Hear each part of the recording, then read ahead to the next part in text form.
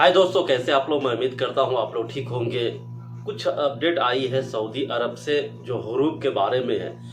हुरूब कभी कभी क्या होता है कि सऊदी कंपनी या कफील खुद लगा देता है। अगर बंदा कोई भाग जाए, किसी भी कारण से चला जाए, चाहे उसकी खुद की मजबूरी हो या चाहे कफील का जुल्माना तरीका हो, किसी भी कारण से अगर जाता है तो हुरूब जो भागा उसी पे लगता है। ठीक है, इसके बारे में हम डिटेल से बात करेंगे। पूरी तफसील से मैं आपको बताऊंगा कि किन किन प्रकार के हुरूब होते हैं और किस तरह से आप पे ये लगाया जाता है। और एक अपडेट है दोस्तों कि अगर आप कहीं सफर करते हैं तो आप जिस कंपनी में है उसी कंपनी के ड्राइवर, उसी कंपनी के गाड़ी से आप सफर करें, वरना आप पे खामखा आपको 1000-2000 भरना पड़ जाएगा।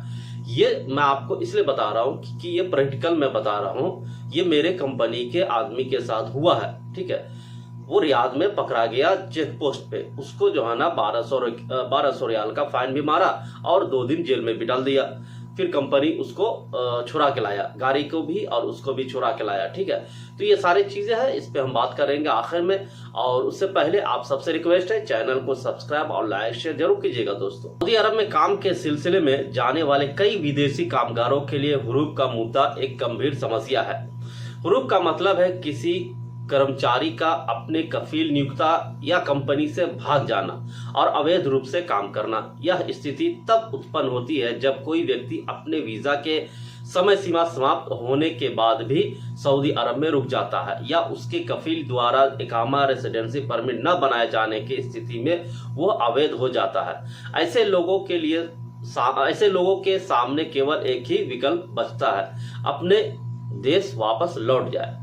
जब कोई व्यक्ति सऊदी अरब में हुरूब की स्थिति में होता है तो उसे तुरंत देश से डिपोर्ट निर्वासित किए जाने का खतरा रहता है। कई बार लोग ऐसे एजेंटों की मदद लेते हैं जो उन्हें डिपोर्ट कराने में सहायता करते हैं, लेकिन समस्या यह है कि ऐसे एजेंट या संबंधित अधिकारी उनके खिलाफ ऐसे अपराध दर्ज करवा देते हैं जो उन्होंने किए ही नहीं है, ताकि उन्हें जल्दी से जल्द डिपोर्ट किया जाए या अपना मुल्क भेज दिया जाए। सऊदी अरब में डिपोर्टेशन की प्रक्रिया बहुत ही जटिल है और कठिन हो सकती है। कई मामले में जब व्यक्ति को डिपोर्ट किया जाता है तो उसके ऊपर एक बैन प्रतिबंध लगाया जाता है, जिससे वो एक निश्चित अवधि तक सऊदी अरब वापस नहीं जा सकता है। यह बैन 2 साल से लेकर 10 साल तक का हो सकता है और कुछ मामलों में यह उम्र कैद भी हो सकता है। लेकिन समस्या यह है कि डिपोर्ट किए गए व्यक्ति को यह जानकारी नहीं होती कि उस पर कितना लंबा बैन लगाया गया है। जब कोई व्यक्ति मतार पेपर, डिपोर्टेशन पेपर जिसको कहते हैं, प्राप्त करता है तो उसमें यह साफ साफ नहीं बताया जाता कि उस पर कितने साल का बैन लगा हुआ है। Saudi Arabia news today Hindi के अनुसार केवल यह लिखा होता है कि वह व्यक्ति सऊदी अरब में प्रवेश नहीं कर सकता है। कई लोग इस बात से अनजान रहते हैं कि उनके ऊपर 5 साल का बैन है या 10 साल का। ऐसी स्थिति में और भी मुश्किल हो जाती है और लोग बार बार कोशिश करते हैं कि उन्हें सऊदी अरब का वीजा मिल जाए, लेकिन उन्हें सफलता हाथ नहीं लगती है। इस समस्या का कोई सीधा समाधान नहीं है दोस्तों। डिपोर्ट किए गए व्यक्ति के लिए सबसे बड़ा जोखिम यह होता है कि वह यह नहीं जानता कि उस पर लगा बैन कितने समय के लिए है। इसलिए सऊदी अरब का वीजा प्राप्त करने के लिए उसे एक जोखिम उठाना पड़ता है। अगर उसकी वीजा लग जाती है और उसे सऊदी अरब में प्रवेश मिल जाता है तो यह अच्छी बात है, अन्यथा उसे फिर से कोशिश करना पड़ता है। अब जानते हैं हुरूब कितने प्रकार के होते हैं। आखिर ये हुरूब होता क्या है, जान लीजिए। हुरूब का अर्थ है किसी कर्मचारी का अपने कफील या कंपनी से भाग जाना या फरार हो जाना और अवैध रूप से काम कहीं पर दूसरी जगह करना। ठीक है, सऊदी अरब में हुरूब की स्थिति में क्या क्या खतरा आपके साथ हो सकता है भी जान लीजिए। हुरूब की स्थिति में व्यक्ति को तुरंत डिपोर्ट किए जाने का खतरा रहता है और उस पर बैन लगाया जा सकता है। ठीक है, कितने साल का है ये तो सरकार करेगी। डिपोर्टेशन के बाद व्यक्ति पर बैन की अवधि कितना हो सकता है? यह बैन 2 साल से 10 साल तक का हो सकता है और कुछ मामलों में उम्र भर का भी हो सकता है। मतार पेपर में बैन की अवधि का उल्लेख क्यों नहीं होता है ये भी जान लीजिए। मतार पेपर में केवल यह लिखा होता है कि व्यक्ति सऊदी अरब में प्रवेश नहीं कर सकता, लेकिन बैन की अवधि का स्पष्ट उल्लेख नहीं होता है।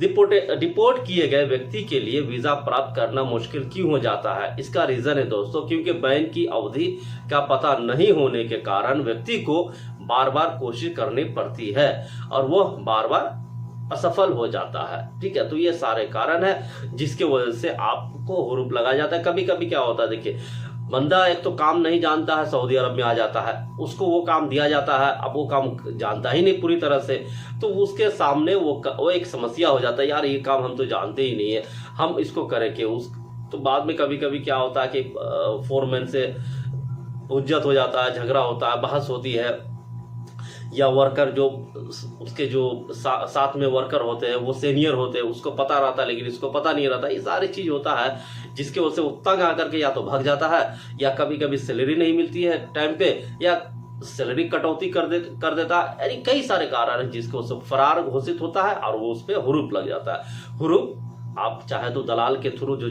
चले जाइएगा इंडिया, जाने वाला बहुत जाता है, लेकिन ये जो दलाल होते हैं ना, ये आपके ऊपर इल्ज़ाम जब तक कोई केस नहीं बनाएगा, जब तक आपको एग्जिट नहीं करवाएगा, तो केस ऐसा बना देता है जिससे आप चले तो जाते हैं, कानून होता है, हर चीज़ का कानून है कि किस केस में लोग डिपोर्ट हो सकते हैं, तो वही केस डालता है जो खतरनाक केस होता है जिसके वजह से आप डिपोर्ट होते हैं। ठीक है, और डिपोर्ट हो जाते हैं तो आपको पता ही नहीं कौन सा केस हम पे डाला है, तो इसके वजह से वो वापस आने में थोड़ा दिक्कत होता है। ठीक है ना, तो ये क्या नाम है, ये हुरूप के मामला था। अब आते हैं दोस्तों, आप किस गाड़ी पे आपको सफ़र करना है सऊदी अरब में।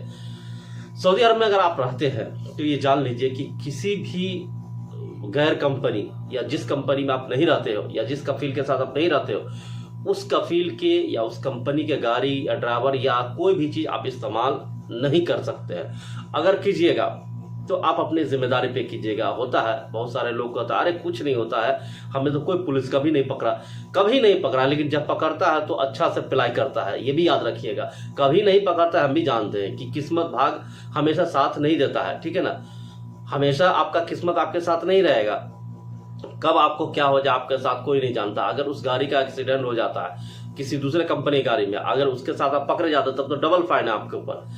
और किसी भी कफील का गाड़ी आप लेके जाते हैं और उस कफील का इकामा आपके पास नहीं है तो डबल फाइन आपको सरकार मारेगा, कफील तो छोड़ दो। ठीक है, किसी ड्राइवर के साथ आप घूम रहे हैं तो भी फाइन मारेगा। तो ये चीज़ है, आप अगर रियाद से बाहर जाते हैं तो देख लीजिएगा कि चेक पोस्ट आएगा तो पकड़ा जाइएगा। रियाद के अंदर चलो ठीक है, नहीं पकड़ेगा, पकड़ लेगा तो ठीक है, नहीं पकड़ेगा तो कोई बात नहीं है, बच जाइएगा। लेकिन पकड़ेगा तो आपको फिर फाइन लगेगा, फिर मत कहिएगा कि भाई हमें पता ही नहीं था, हम आपको इन्फॉर्मेशन दे रहे हैं। ठीक है ना, ये चीज़ जान लीजिए। ड्राइवर के साथ या किसी गैर कंपनी के गाड़ी में बैठकर कहीं नहीं घूमिएगा, नहीं तो फाइन मारेगा 1200 रुपया। अभी मेरा कंपनी का एक लड़का को यहाँ जहरान से आ रहा था तो उसको फाइन मार दिया, वो चेक पोस्ट पे पकड़ लिया। सीधा बोलता है कि तुम्हारा गाड़ी नहीं है, तुम किस कंपनी का है? वो बोलता मैं दूसरा कंपनी का हूँ, और वो गाड़ी था किसी और के कंपनी का, तो इस वजह से उसको पकड़ लिया। ठीक है, तो ये सब चीज़ है, अपना देख लीजिएगा आप लोग भी, अगर होशियार रहिए, क्यों किसी झंझट में पड़िएगा, किसी के गाड़ी में क्यों जाइएगा। कंपनी का है तो ठीक है, नहीं तो टैक्सी में जाइए, टैक्सी में जाने से नहीं मारेगा क्योंकि वो तो लीगली है। ठीक है ना, तो ये सारी अपडेट था, मिलते हैं नेक्स्ट वीडियो में। Thank you.